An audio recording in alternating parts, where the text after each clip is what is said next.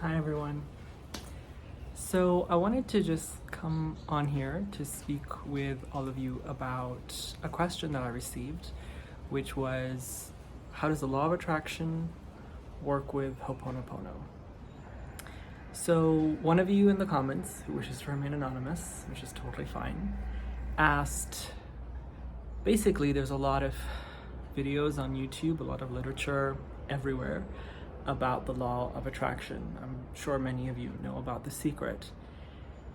And they asked, if thoughts create things, and if my beliefs create my reality, why would I need to do something like Ho'oponopono? If I have a problem, if I have a block, I can just think I don't have it, and it'll change my reality. And we had a very interesting discussion, and I kind of realized that it would be very good to get on here and share a little bit about that, because it's something that people talk about a lot. So all of this is my take on it. None of this comes from any extensive spiritual knowledge, but from personal experience, here's what I will say. Does the law of attraction work? Completely. I do believe that it's always in operation, and what we do think about, what we do focus about, does come about. And it's not as simple as that. So, and I think specifically because right now we have things like TikTok, like Reddit, which is all great, but they tend to take very broad ideas and simplify them into bite-sized pieces, which is good for information sharing. It's not so good for deep learning. And when you're dealing with something like the law of attraction, which deals with our mental faculties, bite size is not going to help. So when it comes to our thoughts creating our reality, that does happen.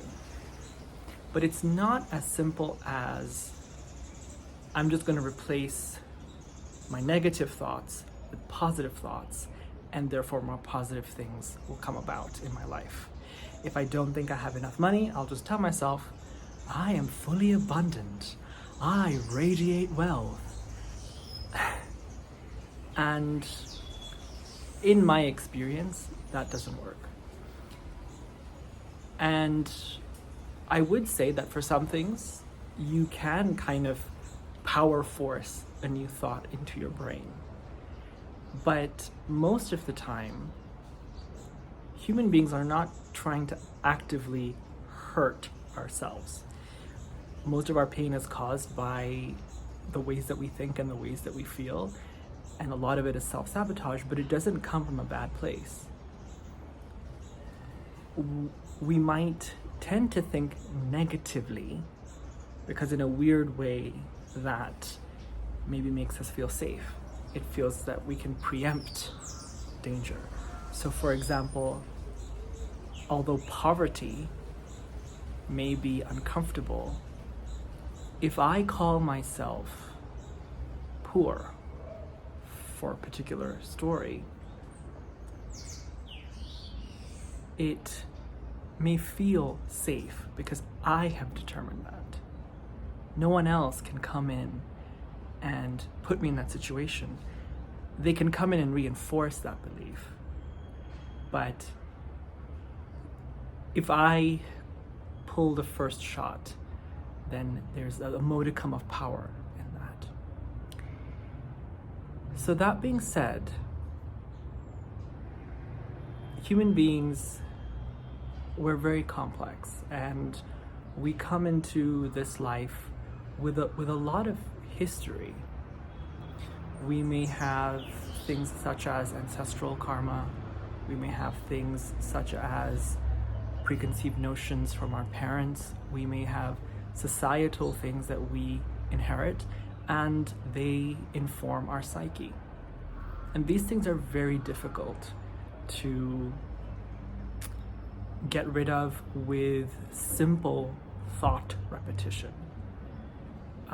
These thoughts become beliefs, and they become our overarching paradigm. And sometimes they're reinforced very subtly.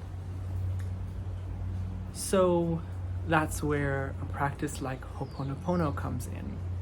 So when we say these words, I'm sorry, please forgive me, thank you, I love you, in whichever order that you wish to say them, and we're asking the divine to clear away the parts of ourselves that are contributing to the negativity in our lives, we end up working at these thoughts at a very core level. And what I have found with Ho'oponopono is that there's no need to force new positive thoughts. You tend to, what I have experienced is, in practicing it consistently, the way that I speak to myself, the way that I speak about myself changes. It's automatic. So I don't have anything against affirmations. I think affirmations are great. But if, for example, you are doing affirmations and you're actually feeling more resistance, that resistance is attracting actually more of what you don't want. Because our feelings are very powerful, and our feelings are very difficult to deal with.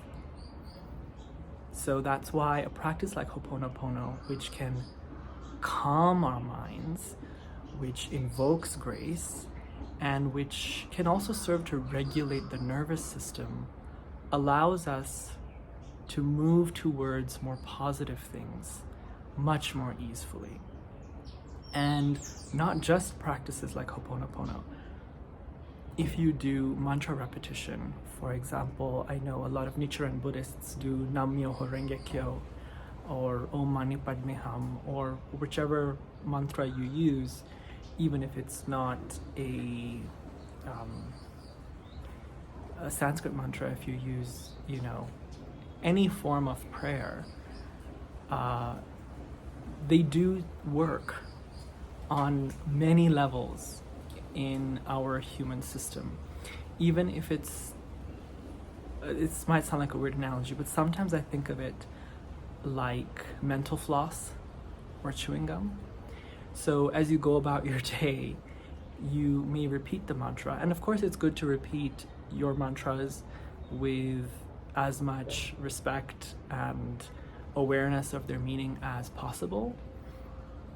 And it's also totally fine to just repeat them as you go about your day, because it does keep your mind occupied with something, and occupied with something that bestows blessing and that is powerful, and that does change your circumstance. And I don't necessarily mean your physical circumstance, also your mental point of view.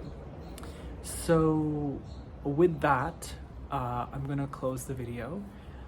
So for those of you that might have wondered how Ho'oponopono and other practices work with law of attraction, I hope this video helped you out.